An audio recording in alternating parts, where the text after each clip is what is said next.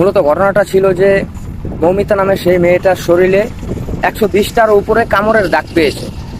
তারপরে হচ্ছে 150 গ্রামের উপরে শুক্রাণু পেয়েছে। মানুষ মানে কতটা জানোয়ার হলে এই ধরনের কাজগুলো করতে পারে। মূলত ঘটনাটা হচ্ছে যে আমি যতটুকু জানতে পারছি, ওইখানে যে মেডিকেলে যেই প্রফেসরগুলো থাকে, তো ওই প্রফেসরগুলোর নির্দেশেই আর কি এইসব কাজকর্মগুলো করা হয়। ওই প্রফেসরগুলো হচ্ছে যে আপনার বড় বড় পোস্টের জন্য টাকা দাবি করে, আর ওইখানে হচ্ছে যে রাত্রে এবং কি দিনে ডিউটি থাকে। তো এই ধরনের যখন প্রফেসররা টাকা দাবি করে, তখনই ওই মৌমিতা নামের মেয়েটা বলে যে এই বিষয়টা আমি সবাইকে জানিয়ে দিব।